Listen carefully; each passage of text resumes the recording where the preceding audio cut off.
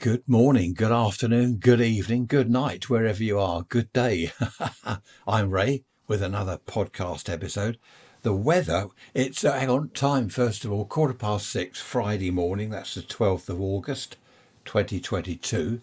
Nice and early. Blue sky, 22 degrees Celsius, which is about 71 Fahrenheit. Yeah, blue sky, no clouds, bit of breeze, which is nice. Apparently today is going to be, what did they say, 30 something, which is extremely hot, obviously, especially for the UK. We're not used to it.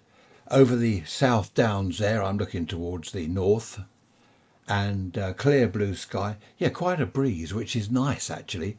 I've been sitting outside. I was sitting outside in the garden, 5:30. Lovely, absolutely lovely time of day. Okay, let's get started. I've called this episode The Summer of 76. Who remembers the summer of 1976? Only those obviously in Britain will remember that, because I don't think the summer was red hot the world over. But you've probably heard about our summer of 76. By the way, noises, I've got the window open in here. So if you hear traffic and lorries and stuff like that, well, not lorries, but just traffic, then that's what it is. I've got the window open. It's a lovely time of day, and there's a cool breeze coming in to my sophisticated studio. Now, 1976, that hot summer. It really was hot. I worked at a marine electronics company, repairing things like radar, ship-to-shore radio, sonar, echo sounders, all that stuff. And it was a great job. I loved it. In the workshop, it was 95 degrees Fahrenheit. We were in Fahrenheit in those days. What's that in centigrade? I don't know. I'll find out in a minute. In fact, I can ask my watch. I've just got an upgrade on my Fitbit watch. And on here, you can ask Alexa things. So if I press that and say, Alexa, 95 Fahrenheit in Celsius. 95 degrees Fahrenheit is 35 degrees Celsius. There we are, Alexa on my watch. I mustn't keep saying Alexa. So yeah, it was really, really hot, absolutely roasting in the workshop. We were expecting our first baby, and the pay at this place, you can work it out. I got £30 a week. That was the basic sort of wage, 30 quid a week. Then they took tax and national insurance off that. It was hopeless, absolutely disastrous money. And of course, having a new baby, my wife didn't work, so we had the mortgage to pay, and I was getting 30 quid a week. I loved the job. That was the thing. I loved the work in the workshop. I remember one evening the boss said to me, right, come Monday morning, this was a Friday evening, come Monday, I'll pick you up at 6. We're going down to Poole in Dorset. I said, okay, fine, 6 o'clock, which he did. I didn't get home till 7:30 that night, and the same on Tuesday, Wednesday, Thursday, Friday. So all that week, I was doing 6 in the morning to 7:30 at night. That's when I got home. We were working down in Poole on people's yachts. We didn't do ships, but private yachts, fishing boats, which I hated. I don't like boats. I don't like the sea. I don't know why I did the job. Well, I didn't know that the job entailed going out. I thought it was in the workshop, which was only a couple of miles away from where I lived. And I got my wage packet. No overtime. That's odd. No overtime. So I mentioned it to him the following week, and he said, oh, no, it's mostly travelling time. We don't do overtime. I thought, oh, OK, that's not very good, is it? 30 quid a week. I'm starting at 6 in the morning, getting home at 7:30 at night. Anyway, this happened a couple more times, and I thought, I'm not doing this. I don't like this job. Well, not the job. I don't like the money and the hours. And then he said to me on one Friday, do you want to come in tomorrow morning at 9 o'clock, Saturday? That was my day off. I only had the 2 days off, Saturday and Sunday. He said, we need to tidy up and organise the stores. That's where all the electronic components were kept. I said, OK. Yeah, he said 9 till 12. I thought, yep, 3 hours. That's good. Came to 10 o'clock. We'd been working for an hour. And we were just chatting as we were sorting out the bits and pieces. And he said, well, thanks for coming in. And I said, no, not at all. I said, yeah, what with the new baby and the mortgage, I said I could really do with the money. And I'll never forget his words ever. It was over 40 years ago. He said, oh, no, we're not getting paid for this. We do this for the love of the company. Can you believe that? The love of the company. What? I didn't love the company. I enjoyed doing the repair work in the workshop. Love of the company? Stone the crows. I was the only one in the workshop. I was obviously by this stage fed up with the whole thing, and they employed this other chap to help me. He had his bench on the Monday morning when he started, and the boss said to him, right, there's the first radio to do. Put this radio on his bench, told him it just wanted servicing or whatever it needed, and then the boss went off and sat in his office as he always did, doing nothing. Come lunchtime, we were chatting, this new chap and myself, while we were working. Come lunchtime, I'd done a couple of radios, and he was still on this one, and the boss came in, and he said, oh, are you having a problem with that? And this new chap said, actually, yeah, I'm a bit stuck on this one. And the boss said to me, Ray, why aren't you helping him? I said, sorry, I thought he was here to help me get through the repair work. Oh, no, yeah, but he's new. Yeah, he's not done this job before. What? He's never done this job? What do you mean? What was he? Apparently he worked for the telephone company. I don't know, doing something with telephones. Never done radio, radar, sonar. Ah, dear. Disaster that was. I had to go to Hayling Island. The boss said, right, go to Hayling Island tomorrow morning and you can take the new chap with you. I had to go and install a transmitter on a boat or something. Drove down there with this chap. I'm installing the transmitter. This chap's sitting there in this cabin thing. He went to sleep. I thought, well, that's a lot of help, isn't it? Good grief. Anyway, the next time the boss said, look, can you take him with you, go to Hayling Island? I always had to go there on my own. I said, no, to be honest, I'll just go on my own. It's easier. I didn't want to drop this chap in it, but I would rather go on my own. And in the end, the boss would say, oh, no, take him with you. I said, look, it's not help, it's a hindrance having him there, okay? I'm going on my own, which I did. Another thing, I'm not going to go on about this, but another thing, I didn't get any petrol money. I'm driving all over the place in my own car. No petrol money, no overtime, no nothing. Anyway, I left. I said, I'm handing in my week's notice. Oh, I am surprised, the boss said. And then he said, oh, actually, I'm not surprised. You're not really up to the job, are you? Me. I said, no, I'm hopeless at this. That's why I'm leaving. And I left. And that was the end of that. Good grief. What a dreadful lot to work for. So that was the summer of 76. I mean, it was a great summer. When I left that company, most of my life I've been self-employed. I think I've said before. When I left that company, I just did my own thing. I knew a lot of the people that, the local fishermen that had boats, when they heard I was leaving, they started contacting me. I sort of inadvertently let slip my phone number when I was talking to each one of them before I left. And of course, word got round. So I was doing the work from home. Far better. All the money was mine. And I thoroughly enjoyed it. Back in those days, there were good jobs and bad jobs. A lot of them weren't very well paid. The funny thing is, I knew a girlfriend of ours, and she was working at a shop at Woolworths. You've probably heard of Woolworths. They've long since gone. She worked there. And, I couldn't believe it because we were just talking. I was saying I was getting 30 quid a week before tax. And she said, she didn't say stone the crows or grief or struth or anything like that. But she said, crikey, if I remember rightly, crikey, 30 quid a week. And I said, that's right, awful money. She was on £50 a week working in Woolworths. And I said, well, I'm on more than that now because, I'm working for myself from home. Far better. You hear that aeroplane? Lots of aeroplanes around today. Jobs in electronics have always been badly paid. When I was in the radio and TV workshop, the money there was just dismal, absolutely dismal, grisly money. There's a good word. So 76, yes, it was a great summer. I remember going down to the beach after work one day. That's when I was at the marine place. Measly £30 a week. Went down to the beach after work. 95 degrees Fahrenheit in the workshop. Met my wife. Now, this is before the baby arrived. She was pregnant, actually had the baby in 76. So we're down on the beach. I'm in the sea. I can't swim, so I'm just sort of paddling and splashing around. And she was sitting on the stones, heavily pregnant, saying, I'm too hot. I want to go home. And it was hot. I took her home. I had to cool her down. Shouldn't have taken her down there, really. Well, I didn't. She met me down there. We'd arranged to meet. But 76, that was a fantastic summer. I don't remember anyone talking about climate change or global warming. It was just, this is a great summer. Let's enjoy it while it lasts. I don't remember anyone saying that. There were water shortages Hosepipe ban, of course, not allowed to use your hosepipe, can't clean your car, can't water the garden. And there were standpipes in the road, not where we were, but in a lot of parts of the country. And they were giving people water. I think they must have cut the water off to the houses, and you have to go out to this sort of standpipe thing in the road and fill up buckets or containers or whatever. So it was a very dry summer. There was a drought. In fact, what's that? Email, news, flash, I don't know what's going on.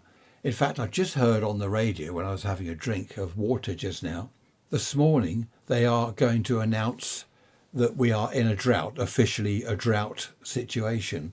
Not quite sure what that means. I'll have to check up on that. Oh, here we go. Met Office weather warning. Yellow warning for London and South East England. Thunderstorm between 6 o'clock, on Monday morning, 6 o'clock Monday morning through to midnight. So we could have thunderstorms Monday. They have been talking actually about showers on Monday, but showers aren't any good. As a chap on the radio said earlier, no good having showers. We need not torrential rain. We need decent rain for at least kind of 24 hours non-stop to make any difference at all. Of course, then there'll be flooding. We'll get all the flood warnings next. People have said it's dreadful. Apparently in the UK, we haven't built any reservoirs for 30 years. Well, the thing is, we don't normally get summers like this. The last one was 76, wasn't it? I believe. Don't think there's been anything like this in between.Maybe a few days, but nothing where it's prolonged. I think 76 was 10 weeks, I read somewhere. I can't remember myself. And this has been, a couple of weeks, is it? At least a couple of weeks of this intense type heat, maybe 3 weeks. It's the same with the runways at Gatwick, Heathrow Airport. People say, a little bit of snow in the winter or ice and the planes can't land or take off. It's not a little bit of snow or ice. You get a severe couple of days out of 365 days. That's why they don't heat the runway, to all that expense heating the runway for a couple of days of perhaps extremely cold weather. I mean, obviously, if we lived up near the North Pole, everything would be heated. Railway points and all sorts would be heated, but there's no point, is there, when it's just a few days each year? You never know how true things are that you hear on the radio or telly or read in the paper. But I did hear yesterday that apparently a couple of reservoirs were filled in and sold off for land to build houses. I don't know how true that is. I mean, everyone lies, don't they? MPs all seem to tell falsehoods. Journalists, I sometimes wonder about journalists, how far they drift away from the truth. What was it? Don't let the truth get in the way of a good story. That's quite funny, actually. Talking of journalism and stuff, the BBC used to be world renowned for reporting properly, telling the truth, proper news stories from all around the world. The BBC were the news broadcaster in the world. Now it seems, I don't listen to the BBC, but now it seems from what I've read everywhere and what I've heard, they seem to be, what's this woke stuff? I still don't quite understand what woke is.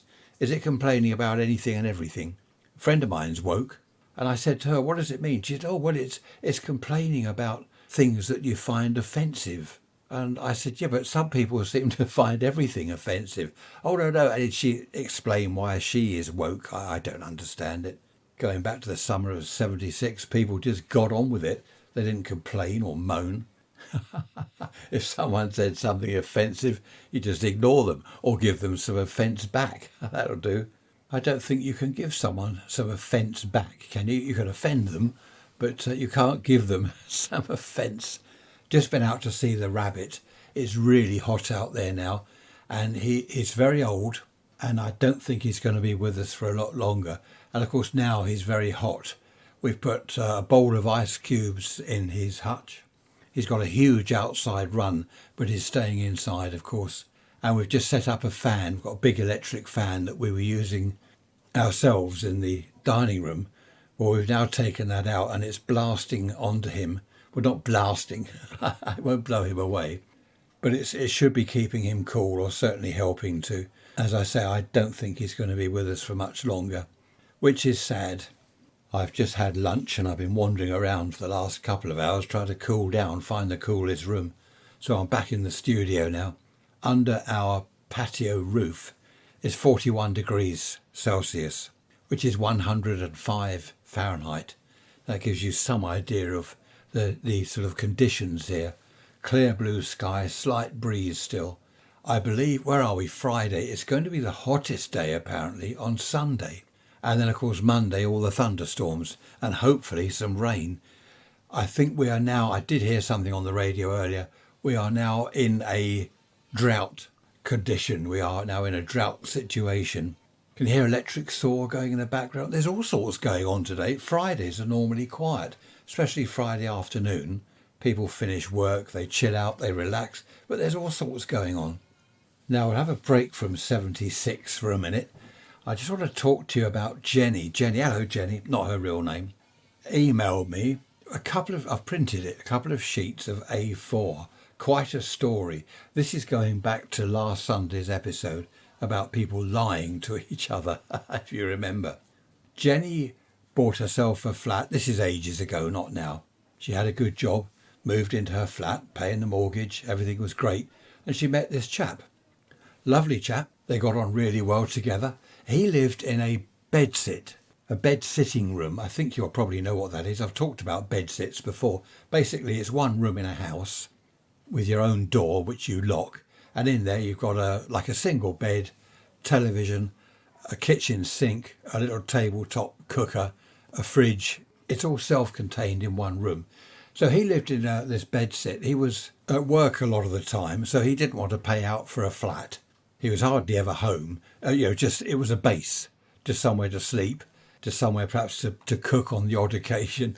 So she went to his bedsit a few times.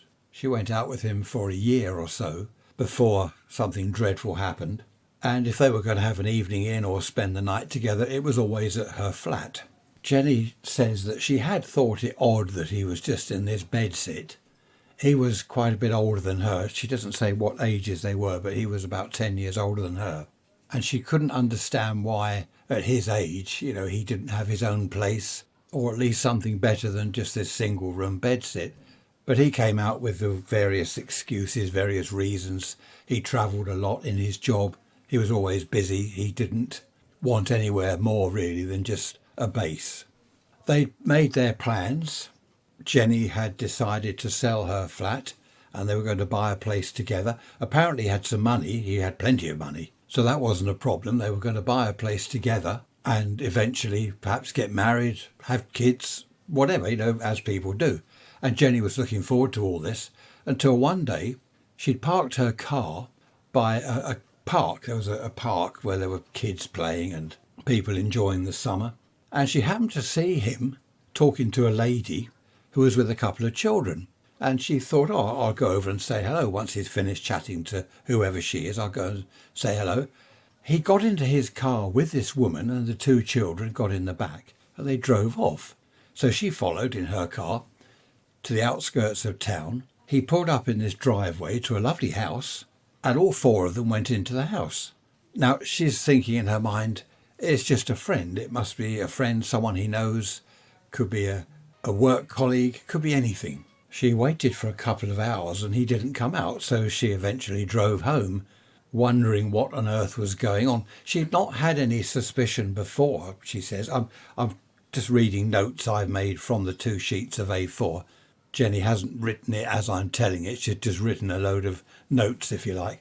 The next time she saw him, she didn't want to mention it. She just wondered whether he'd mention it. And she said, what sort of day did you have on this particular day? Where did you go? Were you busy at work? He didn't mention anything about this other woman or this house. But of course her suspicion now was rising. When he was next at work, she went round to the bedsit and rang on one of the doorbells. I think she said there were 4 bedsits in this house, 4 doorbells. She rang on one of the others, not his one. And a chap came down and she said, hello, I'm making up these names, of course. Is Mike Smith around? I think I've got the wrong doorbell. And he said, no, Mike, no, he's not here. And she said, okay, I'll come back later. When will it, do you know what time he gets in? And the chap said, he doesn't live here. So Jenny said, I must have got things terribly wrong. I thought he lived here. Oh, no. Mike's the landlord. He owns the house. He lets out the 4 bedsits. It goes without saying. That's a dreadful expression. What do they mean? It goes without saying. Well, why say it if it goes without saying? It goes without saying that she was devastated. She was in a state of shock, as she put it. She didn't know what to do. He'd obviously lied. He didn't live in the bedsit at all. He owned the house. What was going on? And who was this woman and the 2 children? Next time she saw him, again, she didn't mention any of this. She just asked about the bedsit and had he thought of ever moving from there and getting somewhere decent? And he just came out with all his lies. So she drove round to the house where the woman and the children were one morning, and she saw the woman put her 2 kids in the car in their school uniforms, and she drove off. And as Jenny suspected, she came back a little bit later. She'd taken the children to school. Jenny went and knocked on the door. And she said, now, excuse me, I mean, this must have been awkward for you, Jenny. I'm just sort of laying on how it would have been a little bit, because just to read your words here, you need a bit of drama with it. So Jenny knocked on the door. She was shaking with fear and anger and no, not at all. The lady answered the door and Jenny said, look, you don't know me, sorry to trouble you, but I need to talk to you about Mike Smith. And the lady said, Mike, well, what about him? Who are you? So Jenny said, well, I've been seeing Mike for a year and I've just discovered he's married with 2 children. Now, she didn't know at this stage that he was married to this woman. She was just putting 2 and 2 together and coming up with this. This woman looked absolutely shocked, stunned, and after a bit of a pause, she said, you better come in. Jenny told her everything about the bedsit where Mike was supposedly living. She said that they'd planned to, or they'd talked about at least, buying a place together. He often stayed over at her flat. She told her everything. And the lady, Helen said that she'd been suspicious for about a year because he'd had to work late. Some nights he'd stayed away. He said he worked at a medical company, apparently, and he went round to various hospitals. And when he was in London, for example, he stayed overnight. If he had a couple of hospitals to go to look at medical equipment, I'm not sure what he did with it, perhaps repair medical equipment or whatever, I don't know. But if he went up to London or further afield, Winchester, she's mentioned, then he would stay overnight. Or so he told Helen, his wife, anyway. And between them, they worked out various dates, and he lied. That's when he was staying with Jenny. So they hatched a plan. They actually became very good friends. I've got to tell you that now. They became very good friends, and they still are very good friends all these years later. They hatched a plan. Jenny arranged with Mike that he'd stay over that Saturday night. Mike, of course, told Helen that he's working away. Oh, I've got to go up to London, Winchester, wherever. Working away, won't be back till tomorrow. Helen said, yes, that's fine. Off you go. No problem. Mike went to Jenny's flat. They had a meal, a takeaway meal. About 10 o'clock in the evening, Jenny made sure they were both ready for bed. And as she's put it here, half naked. I'm just trying not to picture that, Jenny. Doorbell. Jenny went and answered the door. She walked back into the lounge and said, oh, Mike, it's someone to see you. Me, he said, looking obviously stunned. No one knows I'm here. In walks Helen. Hello, Mike, she said.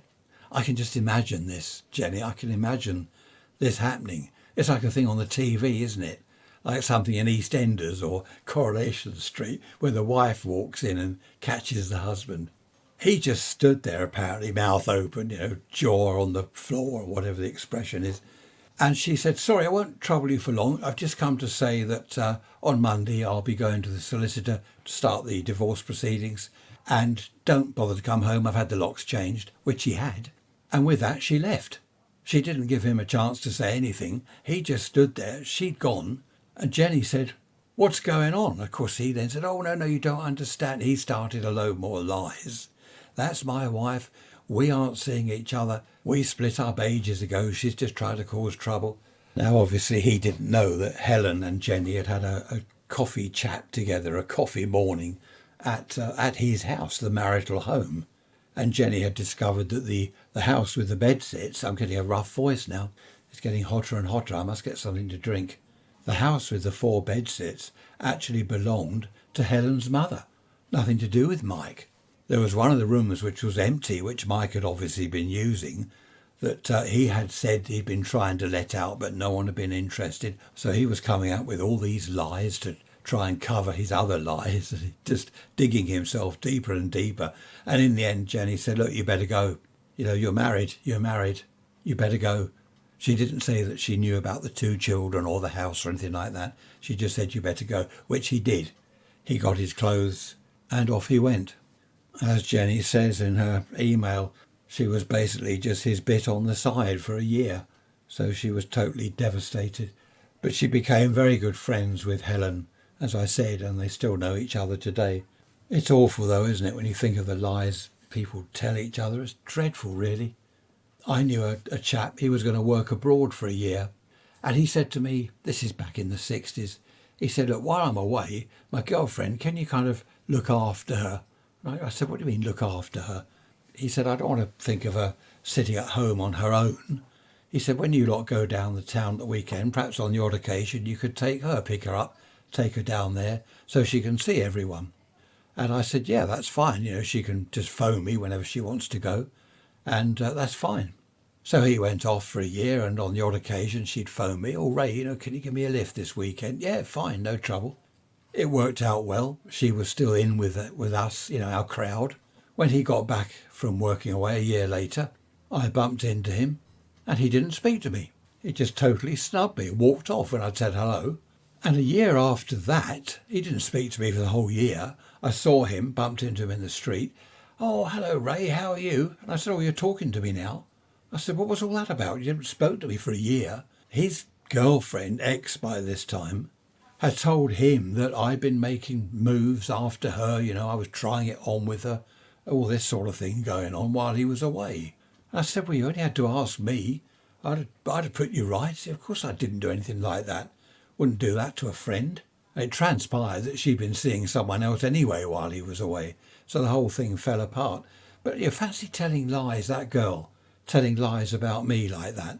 I'd been good enough to pick her up, take her downtown, make sure she got home safely.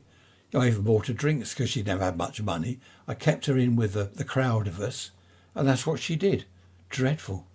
I knew another couple. They'd been married, over 30 years. And for some reason, he started playing around, going out with someone else on the side. They had their children, they had a house, everything was fine. It was lovely. Why do that after 30 years? You hear of this, don't you? After a long, long marriage, suddenly one of them starts mucking around. I don't know, perhaps people get fed up, do they? Get bored? I really don't know. I don't understand it. Oh, that reminds me. Well, no, that doesn't remind me. I had the result of my knee x-ray. Did I tell you I was having my knee x-rayed? I did, didn't I? Because it's been aching now for, is it 10 weeks? 3 months? I don't know. I twisted it, getting mother-in-law's shopping out of the back of my car. It just went click, and that was it. Been painful ever since. My mother's been saying to me, you'll have to have a new knee. Oh, you will. She had a new knee. £13,500. She had to pay privately. You'll have to have a new knee, she said. I said, no, I won't have to have a new knee. I'm only a youngster, a mere boy. Anyway, I got the result. I can't understand it all these medical terms. So my sister-in-law is a nurse, well, she's retired now. So I sent it to her. And she replied, she said, don't worry, it's osteoarthritis, is it? You won't have to have a new knee. Obviously, I've got to check with the doctor because he'll tell me he's got the results. She said, you'll probably have to do exercises, take anti-inflammatory tablets, or I don't know. But I don't need a new knee, so I won't have to spend £13,500 privately. My mum had to go privately because the NHS waiting list, I think I told you, 2 years. They said, well, by the time you've done that, your knee would have crumbled away and there'd be nothing they could do about it. So she had to go privately, £13,500. Friend of mine, did I tell you all this last week? I've no idea. I'm getting repetitive in my old age. He's had an aching hip. So he went along to the doctor. Oh, well, x-ray that. He's got to have a new hip. How about that? £14,500 for a new hip.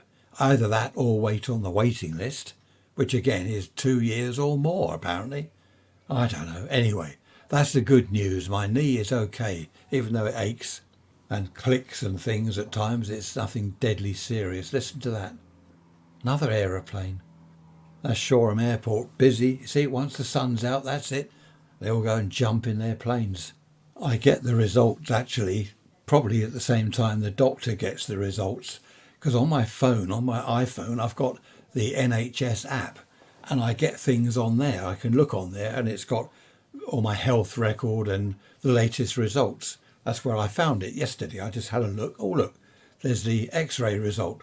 Very useful. So all's well that ends well. Well, it hasn't quite ended yet, but it will all end well. Oh, another thing was lose weight. I am trying to lose weight. I'm doing pretty well. No beers in the week. I've cut out crisps, cake, biscuits. Not that I had a lot of that stuff anyway, but I've now cut it out totally. Oh, I've got to have a blood test. Listen to me. It sounds like I'm phoning my mum. Whenever I phone my mum, hello mum, how are you? I've been to the doctor. I've had a blood test. I've got the result of this. I've got some tablets. Good grief. So I'm sounding like my mum now. Anyway, I've got to have a blood test. I don't know what that's for. It's just a regular thing, I think. They're very good at my surgery, my doctor's surgery. They keep everything up to date. You know, they keep an eye on me. And well, someone's got to. Trisha does. She keeps an eye on me. Talking of beer, it is Friday. So we'll be popping up there later this afternoon. Not till about 5 o'clock, something like that, just for an hour. Couple of beers. Trish will have one of these, is it grapefruit gin? All these gin flavours they have these days. Back in 1976, let's go back there for a minute, you had gin and tonic. Well, that was it. Was it gin and it was one, basically gin. Gin was gin. Now, there's all these different flavours, aren't there, of gin? Incredible. And they're now doing all this with cider. Have you heard about that? Instead of cider, which is just made from apples, they're having flavoured, so you get cider with strawberries or raspberries or whatever. I don't know, I saw some advert for it. They're trying to make cider more exciting. And apparently a lot of people are turning to cider. I think lager, in Britain at least, from what I've heard, lager is now becoming far less of the main drink. People are into real ale. They're into these flavoured gins, they're into cider. There are lots of different wines to choose from now as well. In the old days it was pint of bitter, pint of lager, cider, Guinness of course, pint of mild, that was lovely but it was awful stuff. And then you had baby sham, cherry bee and basically vodka, gin. And then things like, is it still around, Dubonnet? Do you remember Dubonnet? Martini, I think that must be still around, all these drinks, but we didn't have everything flavoured. Do you remember when Alco Pops first came out? A lot of people were annoyed because they reckon they were designed to attract children, trying to get children into alcoholic drinks, I suppose, for as they grow up, then they're old enough, they go to the pub and they're used to alcohol. I don't know, that was the conspiracy theory anyway. I really don't know. I used to have lager when we went up to the club. But I don't now. I don't think I ever have lager now. At our club, they've got something called London Pride, which is really nice. My God, this dry throat again. It's probably talking about beer. No, it's not. It's the heat. So I'm looking forward to that. I just have 2 pints of London Pride. And then we come back here and we have our dinner. About 6 o'clock, something like that. And then we will sit in the garden. Because I'm hoping by then it would have cooled down a bit. It's just getting hotter and hotter now. I've just been outside to investigate because I can smell something burning. It smells like a bonfire. I can't see anyone deliberately lighting a fire in this weather, although you never know. But I can't see anything. The smell's gone now. Got to be very careful. I'm very vigilant at the moment, looking out for fires because everywhere is just so dry, including my throat. I don't think that'll catch fire. But everywhere is just, it's like tinder, you know, it really is dry. They were showing us on the telly last night the New Forest. The chap was saying, look underfoot as he was walking. He said all these twigs or brushwood, leaves, everything is just so dry. And he said drop one cigarette end into that lot and it would go up because there have been fires in the New Forest. They reckon it's people with these disposable barbecues. How can anyone in this sort of weather with everywhere bone dry like it is, how can they take a barbecue out to the countryside and just leave it there or whatever they do, just set fire to the place? You think people would have more sense. Of course, all the news at the moment, TV, radio, newspapers, it's all the heat wave, the blistering heat wave, things catching fire. Same back in 76. All the TV, the radio news, newspapers, all about the heat wave, the summer of 76. And then before that, we had the winter of 62, 63. That long, who remembers that? It went on for week after week after week. All this snow had fallen and it just stayed there. It just stayed there for weeks. I was just a child at the time and I loved it. But even me, after a few weeks, I got fed up with it. You know, it's all turned to slush. It's gone grey and dirty and horrible. Fed up with it now. For the first week or so, it was terrific fun. But of course, it just turns into slush, doesn't it? Awful stuff. And then at night, it freezes. So you've basically got in the roads along the pavements just huge lumps of ice. Well, I mustn't talk about the winter. Mind you, I could do with a bit of cooling down with some ice at the moment. But it's funny, us Brits, we're known around the world, aren't we, for talking about the weather. I remember as a child, neighbours talking to my parents, grandparents, always on about the weather. Get out of bed in the morning, look out of the window, oh, it's raining. Or look, oh, the sun's out, oh, it's a bit windy today. Everyone seemed to be then and now obsessed with the weather. Does it matter? I used to think when I was young, does it matter that it's raining? Of course, my dad, he only had the weekend. He only had Sunday off. He worked 6 days a week. So Sunday in the summer, that was his only chance to get into the garden. Of course, if it's absolutely lashing with rain, that sort of ruined all his plans for the Sunday, the day off. But we are obsessed, though. All we talk about is the weather, to the point where it gets boring. I'll tell you what, I won't mention it anymore in this episode. And that's a promise. Well, it's now Saturday and I have a far less croaky voice.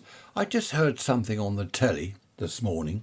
Do you know Thomas the Tank Engine and Friends? You've probably heard of that.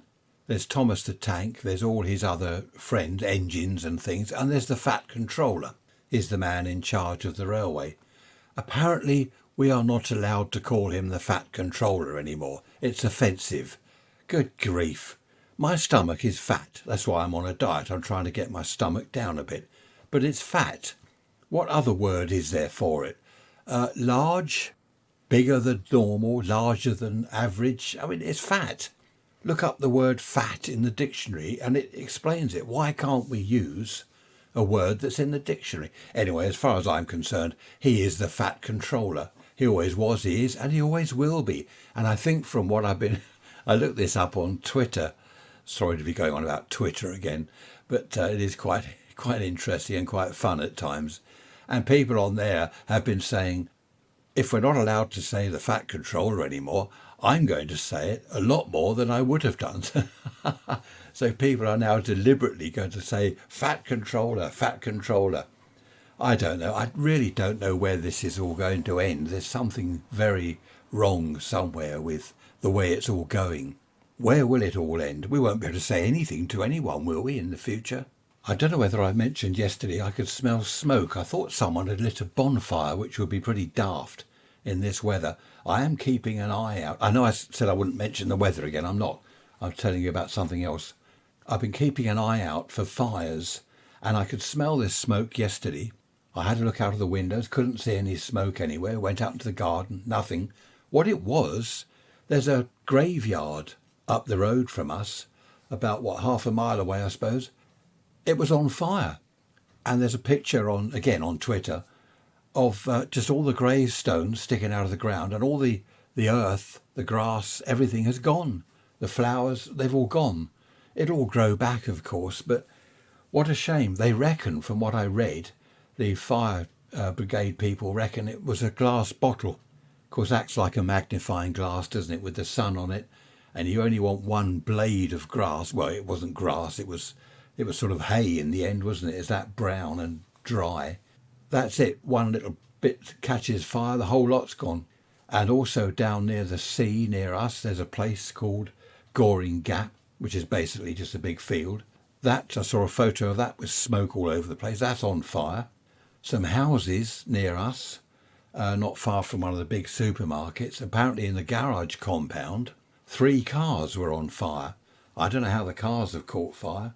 Again, perhaps a glass bottle, I don't know, on the dashboard or wherever, caught the plastic dashboard alight. I'm not sure. But 3 cars were on fire.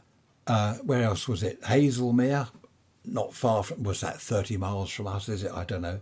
picture of a barn. It looked like a farm with this barn on fire. So we really are getting affected, not just by the heat, overheating ourselves, but fires all over the place. It's incredible. But apparently on Monday, now I said I wouldn't talk about the weather, didn't I? Well, this isn't the weather. I'm talking about thunderstorms. That's not the weather. Well, it kind of is. Monday, Tuesday and Wednesday, rain and now severe thunderstorms on Monday. Fantastic. As long as it's over the channel, we can go down to the beach and have a look at that. That's lovely. In the evening, going down to the beach. Saw some photos, some of our family, they've put on WhatsApp. That's what I always forget what it's called, WhatsApp. They're swimming in the sea and there's the moon. Because was it a full moon or whatever they call it? A blue moon or something. And there's the moon shining on the sea and they're in the sea swimming. Fantastic photos. I said Hazelmere, didn't I? I meant Hailsham. I think it's old age. Oh, I just heard, talking of old age, I'm not, I'm young. On the telly, they were... I don't have the telly on all the time. It's just when we wake up, I put the telly on just to catch up with the news. And, of course, the latest weather forecast. Here we go, I'm mentioning the weather again. They were saying that Mediterranean type food, down there they have a lot of salad, don't they? Olives, olive oil, oily fish, all this sort of the Mediterranean diet as it's known as. They were saying that it is so good for you and a lot of people would benefit because it not staves off, but it lessens the chances of dementia, Alzheimer's or whatever. I think dementia, what's the difference? I don't know. And they were saying 3 tablespoonfuls of extra virgin olive oil every day is really, really good for you. And you will notice the difference of when you take this within days. Now, I've always liked olive oil. Trish puts it on the salads for me and stuff, and I dip bread in it. But what's a tablespoon? Is it tablespoon? What's a tablespoon? There's dessert spoon, teaspoon. I don't know, you have different things in America. In America, you measure things by cups, don't you? A cup of flour. So I don't know what a cup is. You'll have to look it up. Look, if you want to do this, a tablespoonful, you need 3 a day. And you'll notice the difference within days. So I'm going to start from today taking 3 tablespoons, well, not drinking it, but measuring it out, chucking it on salad, putting it in a bowl, dip bread in it, because you dip bread in it, don't you, and eat the bread. I like fried bread. Who likes fried bread? I know it is disgusting if you cook it in lard. Well, disgusting in as much as it's a lot of fat. But if you do fried bread in olive oil, that's really nice. Trish can't stand fried bread. She doesn't like anything fried, and I must admit I don't. Fried eggs are okay because they don't soak up the oil or the fat or whatever, do they? You can dab it off with a cloth, a tissue or something. Anyway, I digress. So yeah, if you want to get healthy and avoid, dementia, then 3 tablespoonfuls of, it must be extra virgin olive oil. Now, I don't know what that means. I thought the virgin was a virgin, but apparently there are extra virgins. So I'll have to look that one up. So by Wednesday, the midweek message on Wednesday is now Saturday. Here we go. We've got messages coming through. I will notice the difference. I will be healthy. I will look younger. My stomach will be, my abs, isn't it? Abs, a 6-pack. I will be muscly and looking extremely young. Well, no, it didn't actually go that far. But I should notice the difference within days is what they said, within days. Right, just before I start drinking olive oil out of a bottle, Brent, hello Brent, he's just emailed the other day saying that he hasn't actually known any compulsive liars. Remember the episode? It was last Sunday, wasn't it? But he does know of one. I'm not going to mention who that is. He's an American politician, put it that way. So Brent does know one compulsive liar. I will answer your email, Brent. It's been too hot to answer emails. That's my excuse. No such thing as excuse. That's a reason. That's the reason. Now, Ray, hello, Ray, my namesake. He says, we're talking about words, weren't we, some time ago? The way people use the word absolutely. Isn't it hot today? Absolutely. When they mean yes. He says you look up the word absolutely in the dictionary, you can't replace the word yes with absolutely. That's interesting, Ray. Good point. And what gets me, what's this latest craze or fad? People saying, so, did you go to the pub last night? So, I was going to, but had a change of plans, stayed at home. Why so? Will you be going shopping tomorrow, do you think? So, it depends on what I'm doing. So, this is something now that everyone is saying. And of course, there's my biggest bugbear, whatever that means, my biggest gripe of all. Some think, anything. Oh dear. There's no such word, is there? Some think. But that has caught on. I've noticed now an Australian was on the telly the other day and he said something. And there was an American on the telly. What was that? Some interview. And this chap was saying, what was it? Everything. I don't understand that. But there we are. Who am I? I mean, the world is changing now so much and so fast. I just can't keep up with it. Fat controller. Oh, sorry, I've offended someone. Love it. What I like, going back to Twitter, there are people on there that are deliberately unpolitically correct. They're anti-PC. So they are deliberately coming out with all sorts of things that you're not meant to say, such as fat controller. Fat controller. It reminds me of when I was in my teens driving along and you see a girl. Now, this is the days of miniskirts. I better not talk about that. I'll probably offend someone, but they were great days. The 60s were fantastic. And the girls, the majority of them, gave back as good as we gave them, if you know what I mean. I'd shout something out of the car window and they'd shout something back. Equally, I was going to say equally rude, but it wasn't rude. Equally good fun. It was a laugh. I do miss those days. I think in every episode now, every Sunday episode, I say that I miss the 60s. I really do. The older I get, the more I miss those days. Fish and chips in newspaper. Wonderful.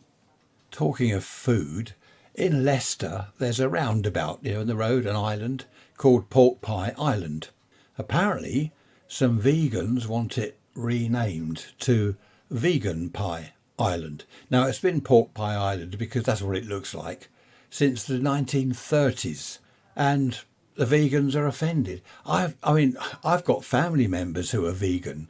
I'm vegetarian. I don't eat meat. I haven't done since I was at school, when I was forced to eat liver and stuff. That's what put me off. But I don't think we should change the names of things like a roundabout in the middle of the road, I don't know. I really don't know. As I say, what is happening to the world? Vegan Pie Island. I don't know. What do you think? Email me. I'd love to hear what you think about that. Ray's Rants at protonmail.com. Ray's Rants at protonmail.com. Can you hear that? Seagulls have gone mental. Blue sky, lovely day. I'm going to go and sit in the garden. I shall end it here. Hope you've enjoyed the podcast episode. It's always good fun for me. I love it. I love rambling on for not quite an hour. I never seem to quite make the hour. Where are we? 48 minutes. I suppose the last 10 minutes, I don't know. I feel if I ramble on anymore, I might bore you. So have a good week. I shall see you on Wednesday after my 3 tablespoonfuls of olive oil, extra virgin olive oil every day. Keep cool, stay well, and look after yourselves. Bye-bye for now.